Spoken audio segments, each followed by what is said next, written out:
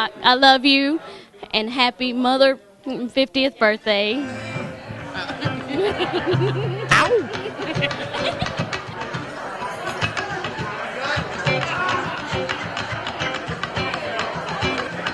Happy 50th birthday, Doc. Happy birthday, big guy. Hope you enjoy it. All right, Kevin, I got a few words for you. Happy birthday and shit. Happy birthday to one of my favorite people in the world, Kevin. Happy 50th. And the countdown is on. Happy birthday, big boy. We'll see you soon. Happy birthday, Big Sexy! Lots of love from all the Rutlands. Richard's coming. He's parking the car. Shocking. Kevin, happy birthday on your 50th from the entire Rogers family. We love you. Cheers. Woohoo! Woo! Love you. Cheers. Hey, Kevin, happy birthday. I picked somebody up on the street. What is your name? Well, my name is Memo, and I think I remember you for 50 years. So, happy birthday, darling. I love you. Love you. I'm writing the checks. Hey, Kevin, happy birthday. Happy 40th birthday to you. Congratulations on making it 40 years, and hope you have another 40. Congratulations. Hey, Kevin, happy bacon birthday to you. I thought it was your 55th or 60th birthday. I'm not sure. But anyway, a very happy birthday to you, and I'm glad we're all here to help you celebrate. Happy birthday, Kevin. Remember, you can't drink all day if you don't start in the morning. Harry forgot his line. No, the song goes like this, Kevin. It goes, I'm an asshole, I'm an asshole, I'm an asshole till I die, but I'd rather be an asshole than a chiropractor with one good eye. Happy birthday, buddy. Hey, big guy. Happy birthday. I know you didn't know we were doing all of this, but I'm glad we were able to get one over on you. Finally! Kevin, happy birthday, man. Just want to thank you for everything that you've done for me. You've been such an inspiration and motivation. So, love you. Happy 50th birthday. Happy birthday, Kevin, from both of us. We both love you so tremendously. You're a wonderful person and a great friend, and I thank you for letting me be your friend. Happy birthday, Kevin. Love you. Happy birthday.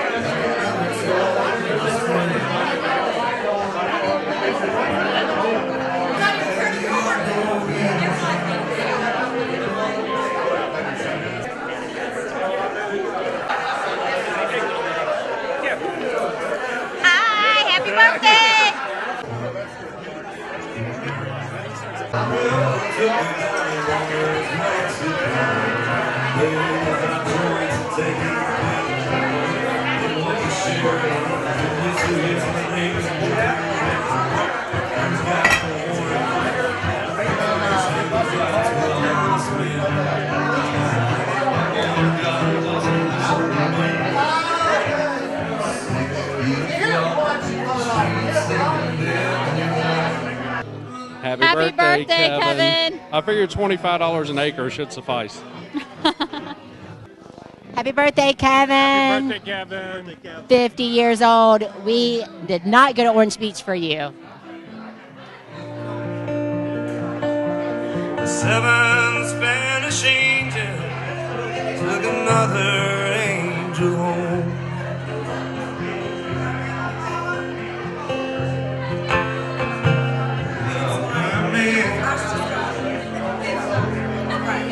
She knew the gun was empty. She couldn't win.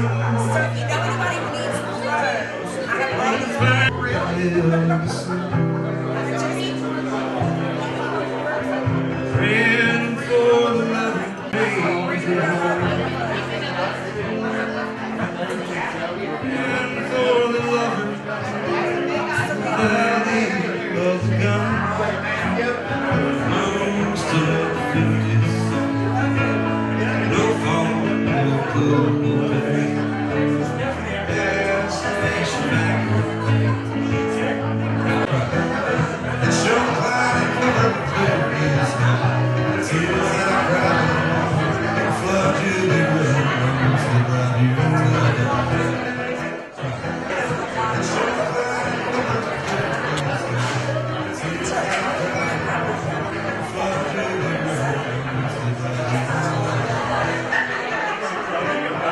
Somebody else, if I don't do it, somebody else will. If I don't do it, somebody else will. Such a name.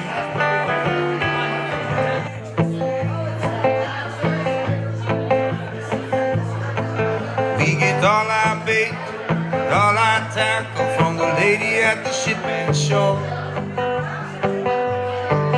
When we finally got away at Lovely Back Bay, we forgot to bring the fucking fishing pole.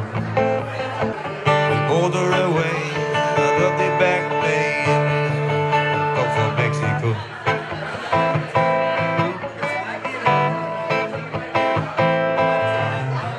All our bait, we get all our tackle from the lady at the shipping shore. We finally got away. Happy birthday, Kevin. Many, many more. I love you. I love you. Bye-bye. Hey! Hey! Hey! Hey! For some reason, I have to have 2 microphones. And you thought I was loud enough. Where's my husband? 50th birthday boy, could you come here, please? Oh, no. Could the roasters come sit down here with us, please? Honey, it's your 50th birthday on January 25th, and we are here to celebrate that. And in response to your 50th birthday gift to me, which was a beautiful driving machine with a message on the back that probably gives you more information about me than you needed to know, I'm going to respond in kind this evening, and your friends are here to roast your ass. Like the turkey that you are. So here we go. I'm going to turn this over to Jane. She's going to MC for me. And I hope you enjoy it. Happy 50th birthday, baby.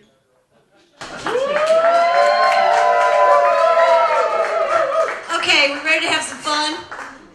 All right, just remember there are no rules. Okay? No rules. Kevin, all I can say is who knew years ago when we both were with the Mystics, that's a hockey team for those of y'all that didn't know, who knew that a pinched nerve in the neck and a roll on the roller bed would lead to this. And here we are. So without further ado, the first person that's going to come and roast your ass is your lovely sister Roxanne, who's going to talk about your birth and the early years.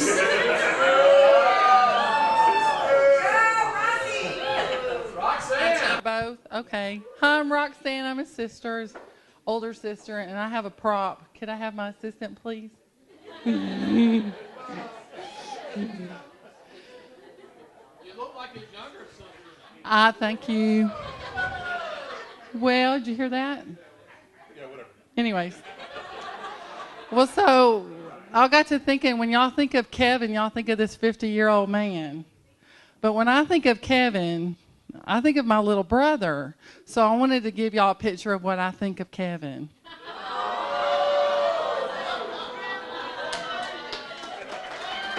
Isn't that great?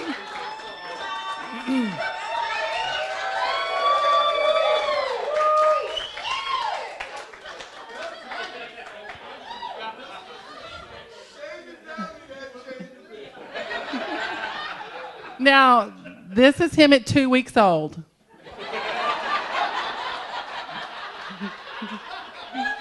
He's already standing. It was amazing. Yeah.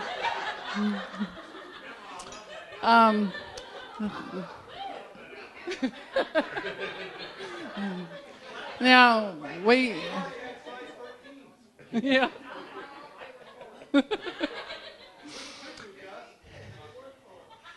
Anyways, I know that everybody says we look alike, but there's some things that are different about us. Like, I'm kind of neat, and he's really messy.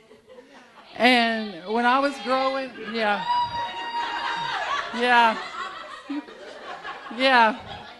Well, my room was next door to his. And when we would clean up the house, we clean up the whole house, and we'd get up to Kevin's room, and Mom would say, "Shut the door. Don't even open it." And it was like serious. It was like orders from the military, you know, shut it and don't open it. Somebody's coming. So, and he had to settle. I don't know if y'all know this, but he had to settle for being a chiropractor because he wanted to be a janitor and it didn't work out. When I knew that, we were working together at the Lufkin Credit Bureau, and I was answering the phone and doing papers, and he was the janitor, and he was 15 and I was 18, and they came up to me and they said, "Kevin's not really doing a good job." Really? And I wanted to say, look, you should have gone to our house and looked at his room before you did that interview, because you would have known not to hire him as your janitor. But one thing that he doesn't know about, he knows about this. He used to get paid at the pizza place where we both worked there too, and he would stack his checks up and not cash his checks, like stack them up like pancakes. And I would cash mine immediately and go spend them immediately, and I would sneak in his room and look at those checks. And I would go to Mom and say, "He won't cash his checks, and they're going to expire." So he was like a hoarder with his money, and he had all this money, and I didn't have any money. But one time, I'm going to be nice to you, I was in college, and I had to go to, I didn't have to, but they invited me to go to New York City, and it was about $200, and I didn't have any money. And I was thinking, how am I going to get this money? And Kevin walks in there with his hoarding money self, with a big trash can full of coins he had saved, and dumped them on my bed, and said, "You can go to New York with this." And I was so mean, I thought to myself, well, why the hell ain't you rolling it? And I thought, well, hell, look at his room. He's not going to roll it. So I had a great trip, and thank you to my brother, and I love you very much. Happy birthday.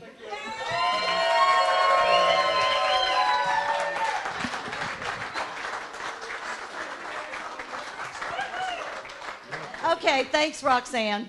That was the nicest stuff, okay? Next, we're going to go to the early adult years. He's an adult? I've worked it out. Not yet. We're going to his early adult years, and the person that knew him best and probably has stories that even Mama and Roxanne don't know about. So, I don't know if everybody's met Clay, but Clay, come on down.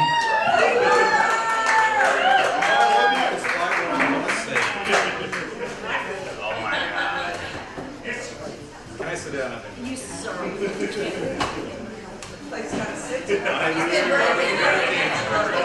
Find my range. There we go. Okay. So I knew Kevin a while before we started hanging around. But like as far as starting to hang around, I think you were working at that gym, right? Right. So I'm doing bench press or something and working out, and Kevin kind of leans over and he says, "Hey man, what are you doing?" "I'm working out." Believe it or not, I used to. He goes, "Why don't we go to Benny B's tonight?"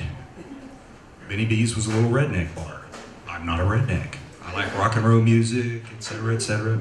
I was like, dude, I don't really get off to, country music and that kind of shit. I'll pass. He's like, me either. He goes, but they're having bear wrestling and I want to watch the rednecks get their asses kicked. It's like, all right, I'll do that. So we went there, and I think we drank too much because Kevin was like, if he's doing it, you're going to match him 1 for 1. Right? So look at the comparison in body weight.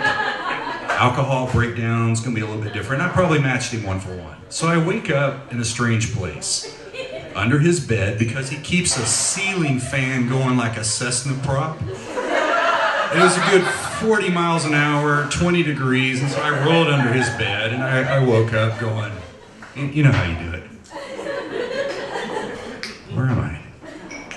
So I look over the bed, he's gone. I look out the window, my car is gone. Ms. Cormier comes walking in and says, "Hey, you want some breakfast?" Got some eggs, which I didn't like eggs when I was drinking. I know, I'll pass. "Kevin's got your car at church, he'll be back in a while. Come out and have some eggs." Okay. So that was the initiation or the start of our relationship. Many stories since then.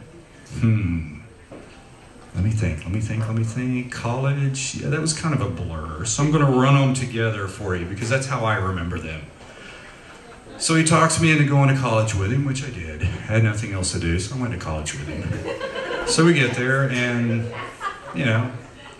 they let me in, which was a trip. So some of the things that we used to do, we lived on, the seventh floor? And we would get up to the 21st, 22nd when we would drop the pumpkins and the bricks, right? Physics experiments. Have you ever seen a pumpkin from 21 stories hit the ground? It goes out about 10 feet in a nice spray. Bricks go about 6 feet in the mud. Okay, so we didn't get kicked out from that. Man, what else? I've been drinking, my memory's gone. So what's that? Trudy? Oh, I don't remember Trudy. I was probably drinking. You see a pattern here? Oh, Tootie. Yeah, she about kicked both of us out. The fact that we didn't kicked out is a miracle. I don't know how we didn't get kicked out. So let me talk to you about his body hair. You guys are familiar with it, right? Sasquatch, absolutely. I told a girl, it's like, we have a Sasquatch right here, a Yeti, a Sasquatch. But his hair, he doesn't grow hair here. He doesn't grow up between like his first 2 toes or right here, but everywhere else is very hairy. Very hairy. So we had a coffee pot in college. And I don't know why, after 2 semesters, I decided to look in the top. I don't know why. I was getting curious. I was like, why does our white coffee pot have black in the bottom? What the fuck?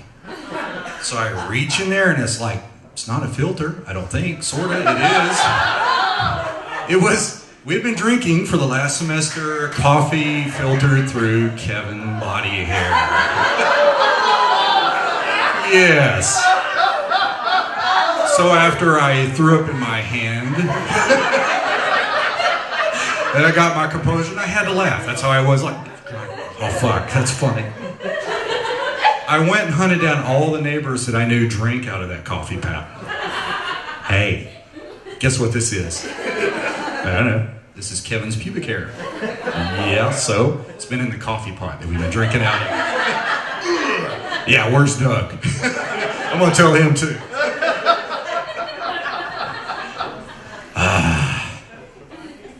I know I wasn't prepared. This is all off the cuff. This is like, what do they call it? Dependent state memory. You start drinking, you remember the shit that you did drinking?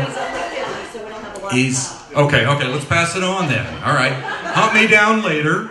As things come back to me, I will be happy to share. No problem at all. Thank you, Clay. Now the next person, this is awesome because who better to go into the menopausal years than Max Rogers, OBGYN. Thank you. You know, they say recognition is like one of the first things you need to get to before you can solve a problem. And I know this is about Kevin, but here's the recognition. You know, as some of you may know, I am a gynecologist. But what most of you probably don't know is that I am Kevin Cormier's gynecologist.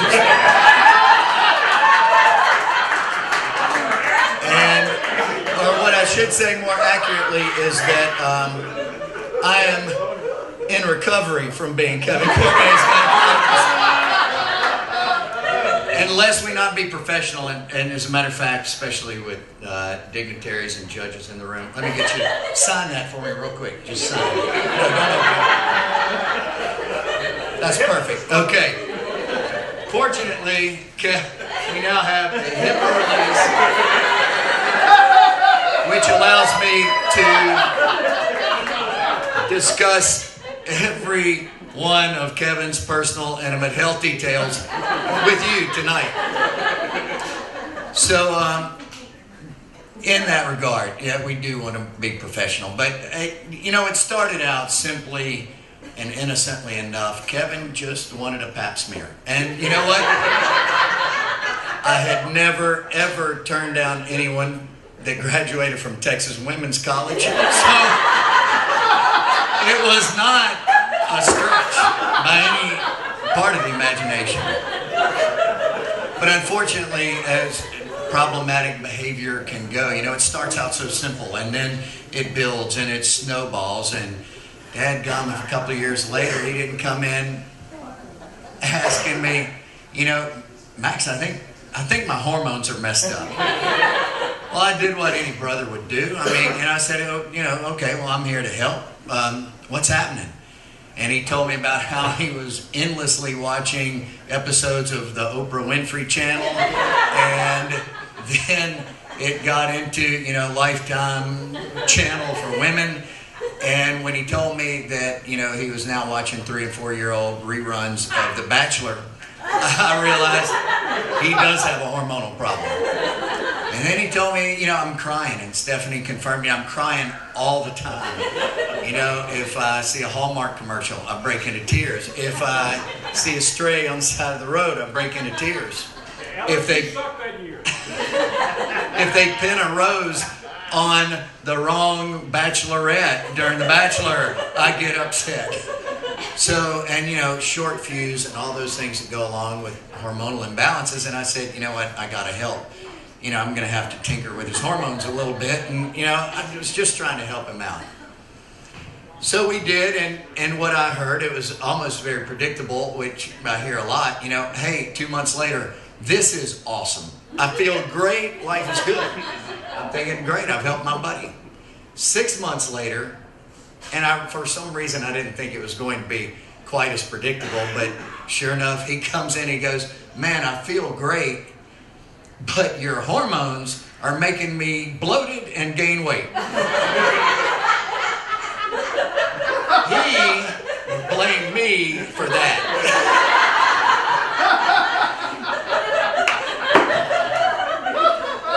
So, you know, and here's the thing, as unfortunately in these addictive, you know, behaviors, I didn't realize at the time that at that point I was inextricably, clinically, professionally, and emotionally Kevin's gynecologist. So, we go on. And, you know, so I'm going to help a brother out. You know what? You're gaining weight? You bet. Man, I'm happy. You know what? I'll help you lose weight. And I didn't think we needed to tell him I needed to buy a new scale to make it work. But we got the scale, and we worked, and we worked, and we worked. And 6 months later, lo and behold, I mean, it was awesome. So he comes in, and, you know, hey, Max, I got to tell you, the hormones make me feel great. I've lost weight. I feel fabulous. But your hormones are making me grow hair in places I don't want it to grow. He's blaming me for that.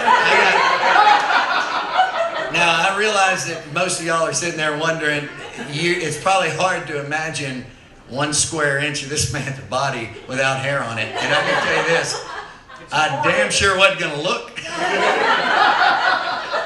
So what are you going to do but help a brother out? And I said, you know what, not a problem, Kevin. We're going to laser. You know, laser hair removal, not a problem. So we lasered. And we lasered. And we lasered. And when my tech came to me and said we just destroyed our 4th laser machine, I realized that I had lost. And and that's when I realized that, you know what, there's a problem here. And thank you, Clay. I'm so glad to know that the Sasquatch years, you know, those are the land-based years. I've really only known Kevin in his seaborne years, you know, on the One-Eyed Jack and down in Port St. Joe, and those are some great times. And I know a bunch of y'all, just some hands. Have y'all been down to Port St. Joe with Kevin? Yeah, okay, well, shoot yeah, rock and roll. It's awesome. And there's nothing like going 40 miles an hour in the One-Eyed Jack in 6 inches of water, waiting for your entire family to spew off the entire mouth. But once you live it, it's pretty cool.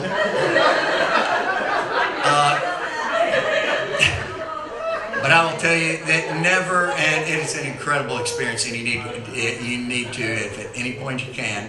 And there's not a more safe environment in open water and open sea. And here's why. With Kevin there, it's like you're being escorted by a beluga whale escort at every moment. So thank you, Clay, for bringing up the land-based Sasquatch.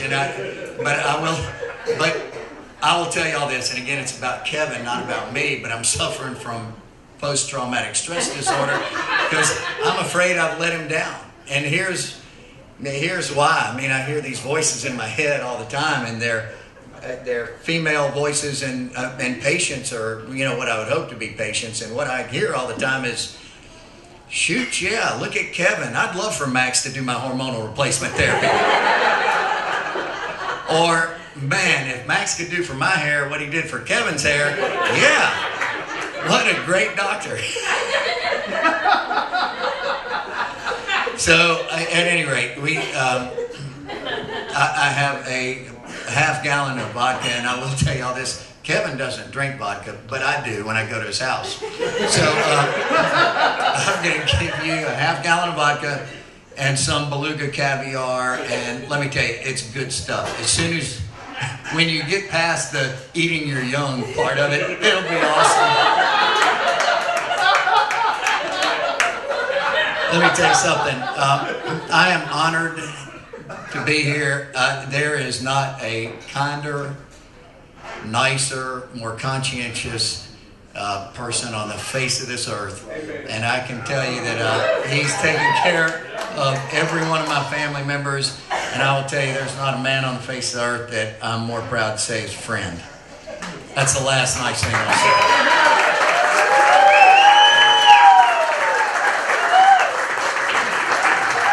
Thanks, Max. And by the way, I'll be calling for my hormonal replacement. Good.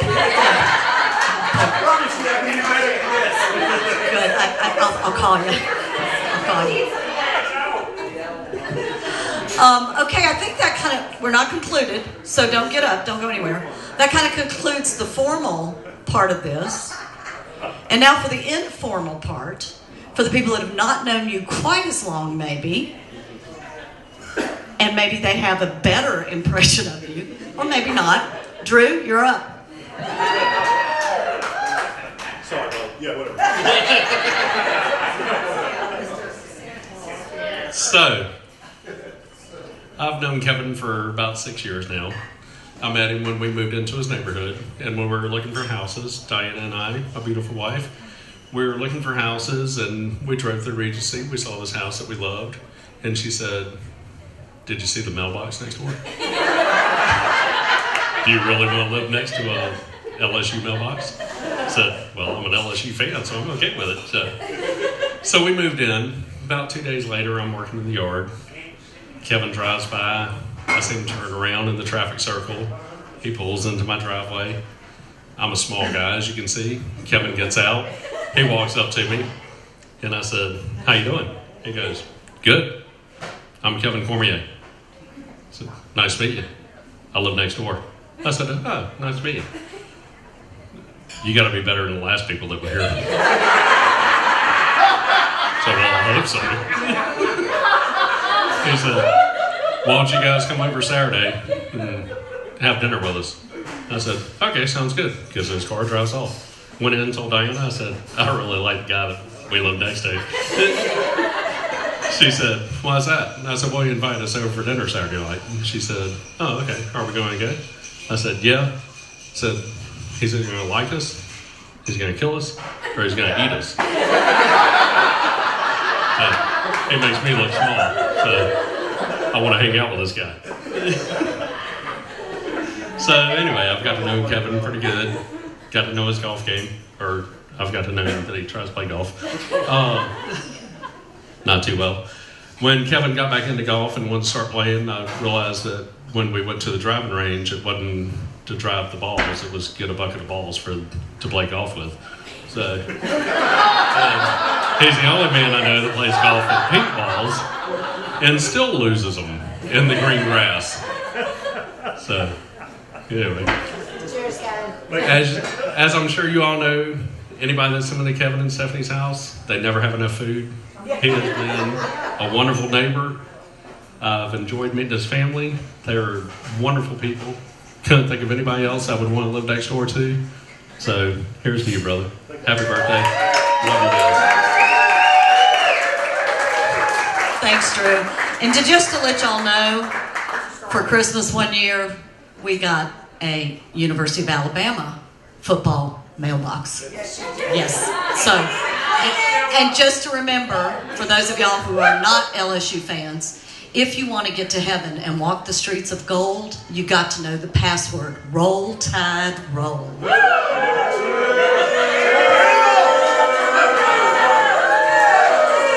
Okay, I digress. Okay. Hey, Kevin? Okay, where'd my next guy go? Where's Eric? The line for that is your what Eric. hurts? Your what hurts? Okay, go Eric. Going once? Going twice? He went fishing. Okay. We'll come back to Eric. Perry. Perry. Here you go. Perry.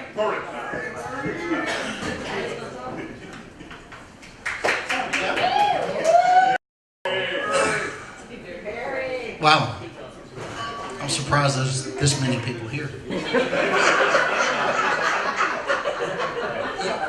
I can't remember the painful moment that I met Kevin. I do remember asking my good friend Danny Sermon, well, we used to be friends until he introduced me to Kevin. He said, "Man, you're looking rough." I said, "Man, my back's killing me." He said, "Well, I know a chiropractor." I said, "Okay, what's his name?" He said, "Kevin Cormier." Okay. He said, "I'll call him, get you an appointment." I said, "Okay." So I show up in Kevin's office. I crawl in there. Said hello to him, told him why I was here. And it was pretty obvious why I was there. And he said, "Okay." So Melissa, some others prepped me, put me on this table. I wasn't really sure I had to pull my pants off, but I did. So I get in the room with just Kevin, and I wasn't real comfortable with that. He said, his first words were, "Roll over." I said, "Really?" He goes, "Yeah, roll over, big boy." And So anyway, he said, have you ever been to a chiropractor? I said, no. He said, well, you look like you're in a lot of pain. I said, well, not anymore. I'm not. In fact, I'm feeling pretty good right now. You know, maybe an aspirin or something, I can move on my way. He said, no, it's not going to be that easy. So he put a rubber glove on. I wasn't really sure why. I'm like, okay. He said, that's just for the x-ray. But anyway, that was my first introduction to Kevin. And Max, I've been on those boat rides, and you know, I grew up on the Gulf Coast, and I've been on the water quite a bit, and I really do know where I'm going. Kevin does not. And I don't want to be an asshole and go, Kevin, here's where we need to go fishing, because he thinks he knows what he's doing. So we launch. In fact, I even one time said, Kevin, do we have enough fuel? Oh, yeah, we're good. I'm like, I don't think he's reading the gauge with his good eye. Because the gauge that I see says we ain't got enough gas. We're good. Okay. So we're hauling ass across Mobile Bay. Boom. Boom. Lynn's looking at me like, what have you done? You put me on a boat with a psycho who has hormonal problems, we found out. We didn't know that then, Max. I wish we had have, but I wouldn't have got on the boat with him. So we go boat riding. And now it's getting dark and we're headed back. Guess where we didn't make it? We didn't make it back to the dock. Why? Why? Because we ran out of gas. The gauge worked fine. Kevin didn't. So, and Kevin likes to launch the boat. And then he's going to figure out where we're going. And we're in 6-foot seas in a 23-foot boat. And we're bouncing up and down. People are falling down. And here's Kevin on the GPS. And I'm like, it's over there, Kevin. Can we just go over there and anchor and fish? So, and those of you who fish with me, no, I'm not lying about this. This is the God's honest truth. So, years later, people ask me, hey, have you ever been to a chiropractor? Who do you recommend in town? Wow. There's Dr. James Gordon. I've seen his commercials. Wow. I mean, he looks good on TV. He's got to be good. I've never seen him wear a rubber glove. But anyway, so I recommended it, and I go, Kevin Cormier, I've heard he's an asshole. Okay, well, somebody else says, hey, have you ever had acupuncture? Yes, I sure have. Well, who did it? Kevin Cormier. I heard he's an asshole. Okay, all right. Well, yeah, he is. But you asked me, so I told you. So, Kevin, I wrote a little poem. So, I think it's, no, I just know it by memory. Don't worry about it. So, for those, you know, everybody thinks Kevin's this big teddy bear, and he kind of is. But there's a lot of folks who look at him and go, God, that guy's an asshole. I said, well, you really got to know him. You really need to get to know him. So the poem is this. It says, I'm an asshole. I'm an asshole. I'll be an asshole till I die. But I'd rather be an asshole than a chiropractor with one good eye. Happy birthday, buddy.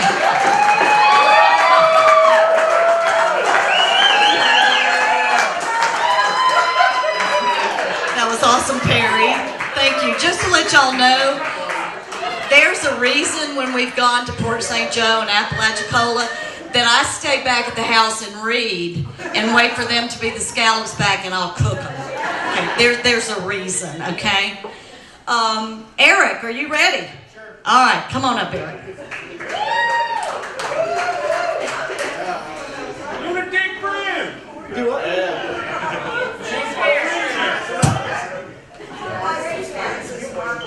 All right, so when Stephanie called me, she said, would you be up for roasting Kevin? I said, are you kidding? I mean, you've got an elderly Wookiee with questionable vision. Like, this is just easy. Then I realized that he knows where a lot of my skeletons are buried. So I decided, no, maybe not. Thought about it some more, said yes, I am going to tear him up. Then said, nope, I'm going to go a little bit different direction. So started thinking about things, and 10 years ago, we were sitting at the Royal Night on Government Boulevard. Yes, we are. Yeah. And they got a word for 10 years. It's a decade. And you start thinking about what happens in a decade, and there's a lot of highs and a lot of lows. We've been through a lot of things together. And as I started looking back on things, I was just so proud to be your friend and that you were my friend. And I know it's a little bit of a buzzkill, but a lot of times you don't take the time to tell people that you appreciate them. And over those last 10 years, I hate to think how many people in this room spent Saturdays and Sundays at your house watching college football, watching pro football, eating, as Drew said, all the food that you put out, and all you ever asked for in return was the companionship and to come over and be there. And I feel blessed that you're my friend. I love you like a brother. I've told you that before. And I wanted to come up here and be funny, and I couldn't do it. I just wanted to tell you how much you mean to me and my wife and my family that knows you, and how glad I am to be here a decade later, and maybe a decade from now. So, no humor, but I love you, man.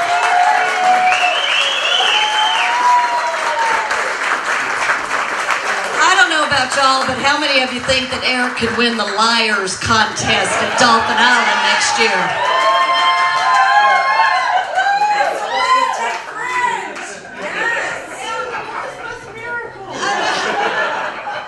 Well, we do have Tim Allen here that just went through the Santa Claus the movie. Okay, Cindy, Jason. This is going downhill. So much for sentiment.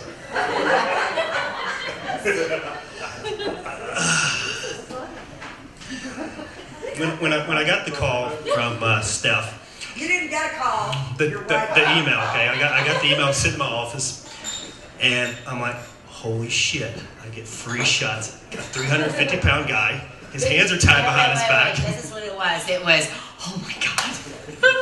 How did you do this? That's what it was. It was a gift from God, basically. Jason peed his pants. He did. I was stimulated in places I should have been stimulated. I'm really excited to tear you up. Stop. Not like that. Not like that. But he is a good friend, and he has offered a lot of favors like that. I've never taken him up on them. Several years ago, Kevin and I met at World Gym with Brian Dees. And at that time, Brian and I, we had Jeeps, and we were down at the mullet toss.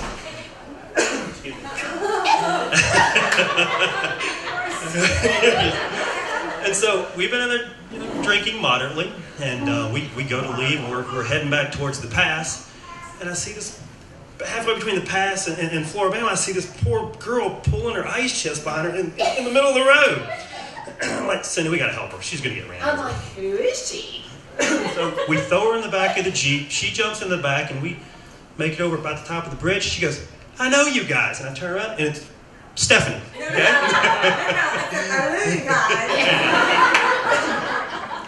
So we make it over the pass and probably to the Phoenix 1 or 2 or 3, I remember there are down there, and she says, we're in here. I'm like, all right, where's Kevin at? She goes, well, Kevin jumped on the back of a motorcycle with some other guy. It was laying on the ground. It was laying on the ground when we arrived. So I'm doing the math, and I'm like, that just doesn't work. And so we pull up, and I don't know whose bike it was, but it's on the ground, and Kevin, they laid it down. And so fast forward a couple years, and we're in New Orleans, and Cindy and I are we're trying to start the business, and we meet with Kevin, and we come to an agreement where we can go into Kevin's office, and that's going to be our new place. And through all the, I really wanted to stand up here and just tear. Eric and I are kind of the same way. We don't know when to stop, so we decided to be nice about this. Okay? Eric and I had a lengthy conversation. And so usually Eric and I are always roasting people anyway. So like Eric, I want to take time just to appreciate Kevin. Kevin has been our landlord. He's been our friend. He has seen us grow, and he's spent more time. And he's given us so much inspiration. He's always been positive, even if it was something just completely stupid. Kevin advises the correct way to do it. And so many times it's really hard to mix business with family or friends. But Kevin is one of the very few people that I can sit down with, and Kevin has my best interest at heart. I have Kevin's best interest at heart, and it just works. And so for that, Kevin, I would just like to really appreciate you for a second and tell you that I love you. And also, most of you guys, I never would have known if it wasn't for Kevin. So that's pretty much, I just want to thank you. I really enjoyed it. Happy birthday.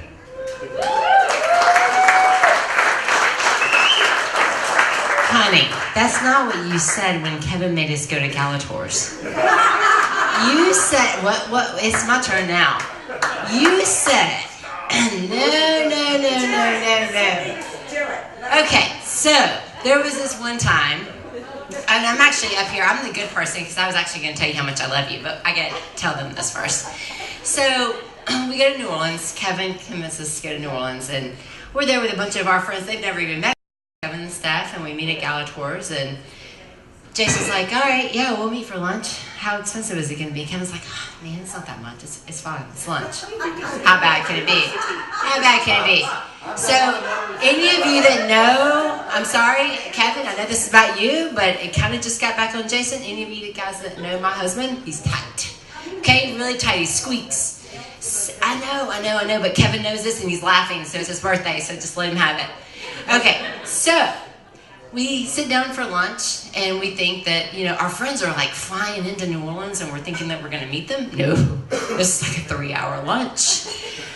3-hour lunch that cost how much, Jason? $257. He remembers this.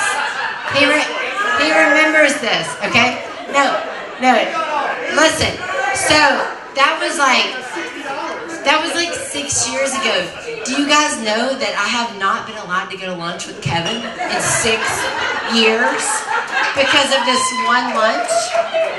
All right, it was an amazing lunch, but my tight husband, how much was it?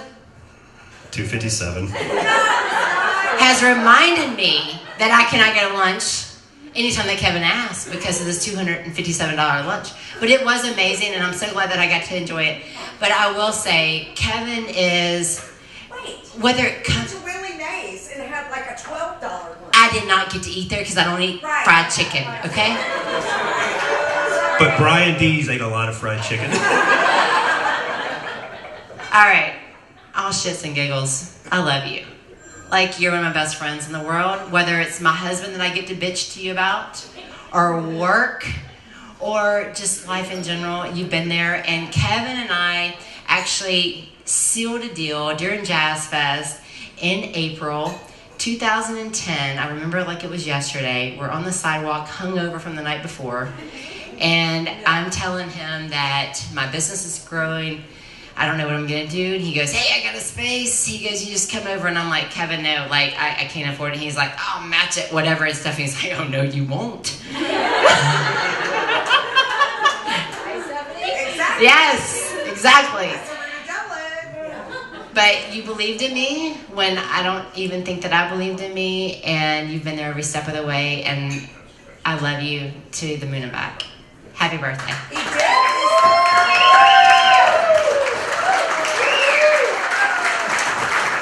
Thanks, guys. That was awesome.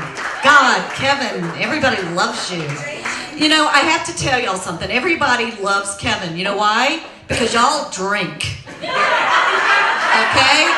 You don't remember. Okay? I'm a recovering drunk. I hadn't had a drink in 21 years. I remember. Okay? So, I know what this guy's really like. You guys don't. You don't remember. But one of the things I want to tell you about, and this is about Stephanie as well. For those of y'all who know me, I'm not from here. I'm from the Carolinas, and I am a dirty bird. I am an Atlanta Falcon fan, okay? Eric, I love you. Anyway, because I'm an Atlanta Falcon fan, and they have tickets, season tickets to the Saints. Stephanie and I usually go on our own and have a girls' weekend. Let me tell you something, Saints fans. Okay, I'm not one of these people that is in your face. I'm not one of these people that is, you know, cheering and wearing obnoxious, I don't know, black and gold tutus. Anyway,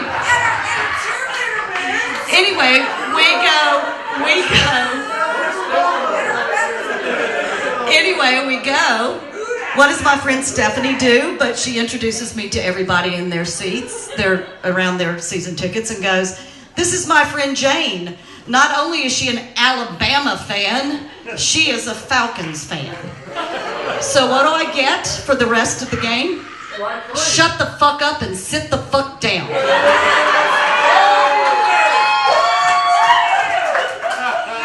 So anyway, that did happen, and Stephanie told me one time she wished Kevin had been there when this guy was so obnoxious to me. Yes. Although I did finally tell him at the middle of the third quarter after I'd not spoken to him, and he said, "Fuck Nick Saban and fuck Alabama." And I looked at him and I said, "Shut the fuck up and sit the fuck down. You lost." His girlfriend promptly said, "Thank you." Stephanie said had Kevin been there, he would have killed him. So last year, the game was in December. So we invited the guys to go with us. So it was me and Steph and Joe and Kevin. And you know, not one person told me to sit the fuck down and shut the fuck up. So thank you for that, Kevin. And I will tell you one other thing. I don't know if you know who Mike Tice is. He's a very large football coach. Kevin had an opportunity to meet him, and Mike Tice looked at Kevin and says, "I can almost look you in the eye." Kevin's a big boy. Now, is there anybody else that would like to come and say anything about Kevin? Randy? Okay, come on. I will, King. I had one, but I've got like 3 now. First of all, I'm not going to sit down because this is the few times I'm taller than his ass. I guess the first one I'm going to tell is a little bit dirty, and some people have heard it, but it's dirty in a nice way. And I've heard Max and a few others talking about skimming through 6 inches of water.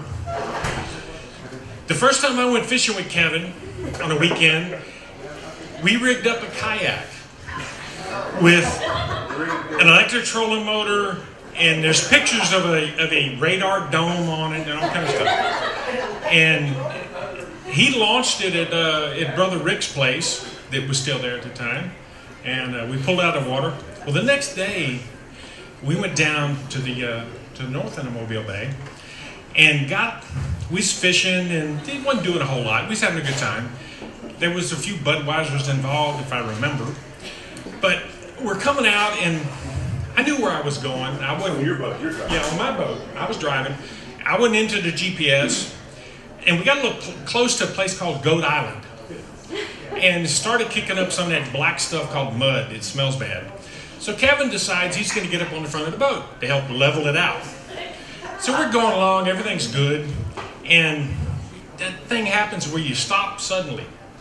Well, this big man does the perfect pirouette off the bow of my boat.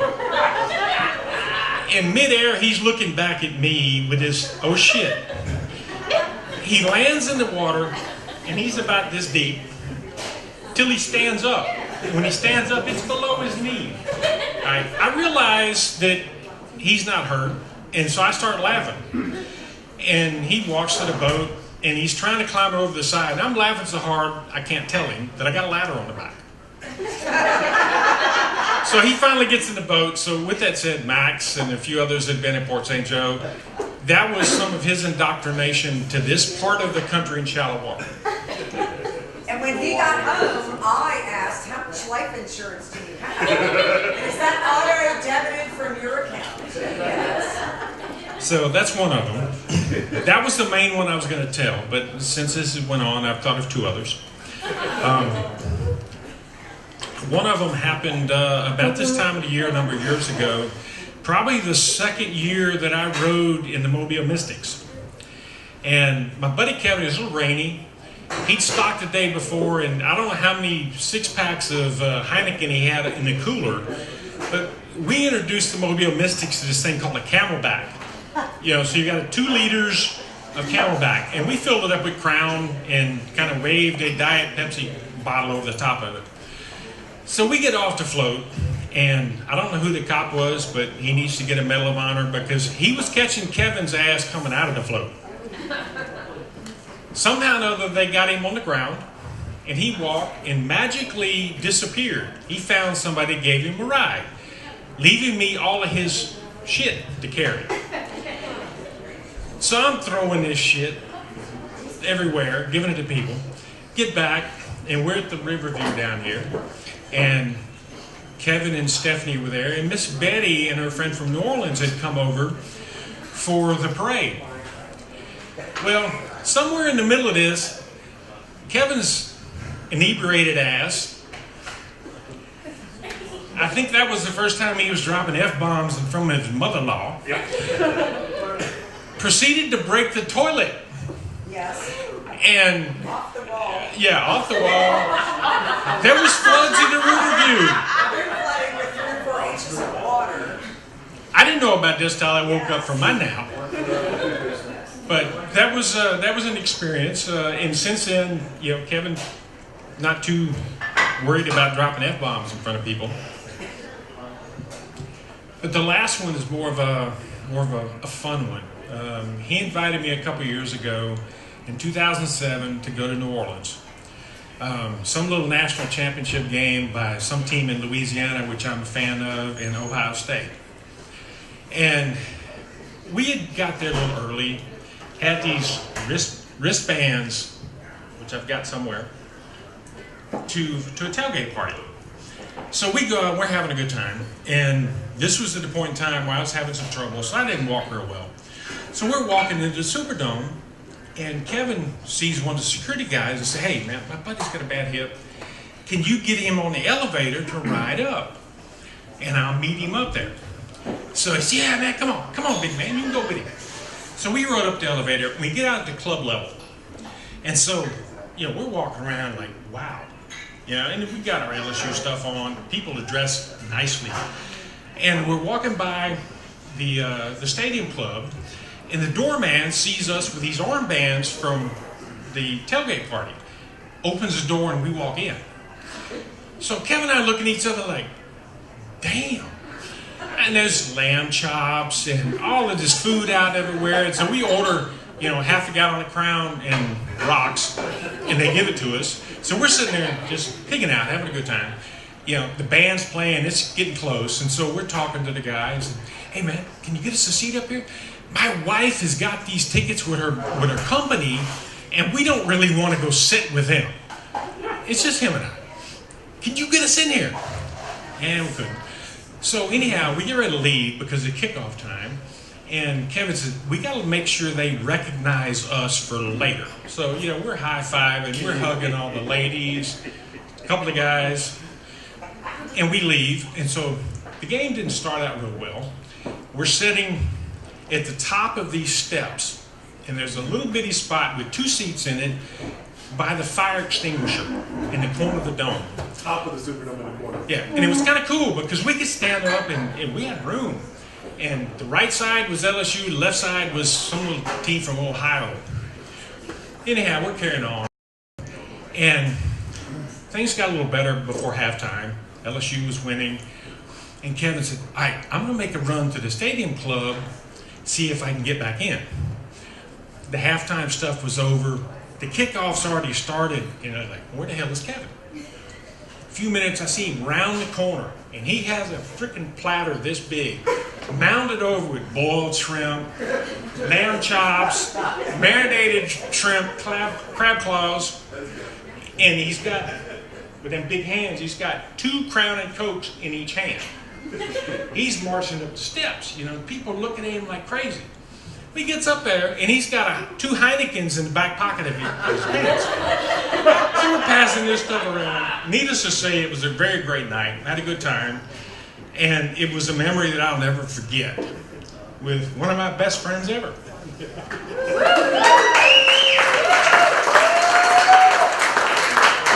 Thank you, Randy. Needless to say, I think we can all say that we love Kevin. And I've forgotten who it was that said this. I think it was Jason. Most of us know each other because of Kevin and Stephanie, which is awesome because, damn, we're a great group of people. You have awesome friends, Kevin. If nobody, would anybody else like to talk? I was going to say, if not, what do you say we sing happy birthday to Kevin? Does anybody have anything else they'd like to say? Anybody? Besides what's his lips? Stephanie, would you like to come say a few words to your hubby? Nothing but happy 50th birthday, baby. This is my retribution. Thanks, everybody. I'm going to light the candles and we'll... Oh, wait. Memo, you want to say something? Memo. Kevin, this is something way back. You have to do open with all your hands all night. And she takes. My mother used to work out. Okay, this might take 6 months. No, she got the packing tape out. Does anybody have a knife? No, we don't have 8 minutes.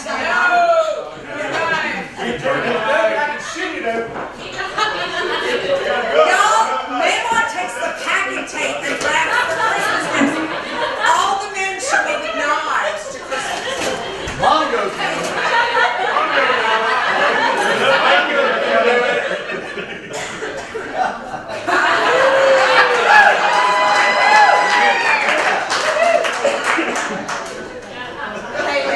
Here we go. There's a farmer's almanac. Is that like a vinyl record?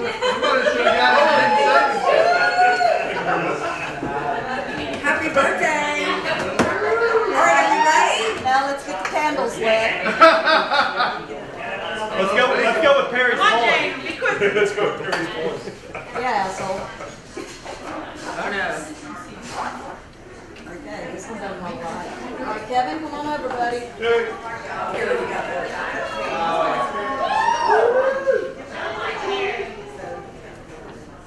Is everybody ready?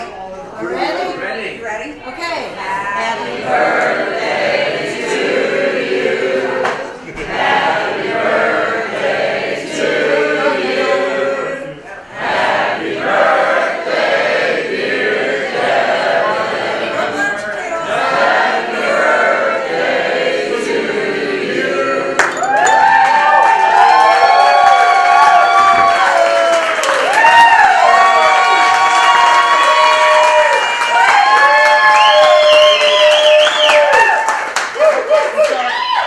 After that singing, it's good to have Ryan back.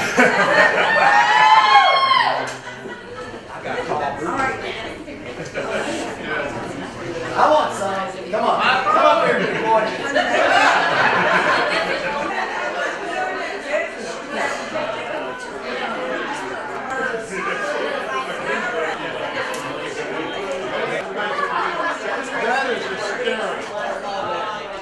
Does Kevin not look just the same? He's 2 years old. He doesn't have a beard. I have this, like, photoshopped him with a beard. Malcolm and I did. Hey, Doc, I want to tell you how much we love you, even though you're an LSU fan. But I love you like a brother, and I love your wife like she was a sister. But I want to tell you, roll tide, roll. And I appreciate how much you've been my friend and my wife's friend. And I love you. And I can't tell you how much I do. Okay, that's enough. He loves you. Get it? Happy birthday. Out. Kevin Cormier at 2 weeks old.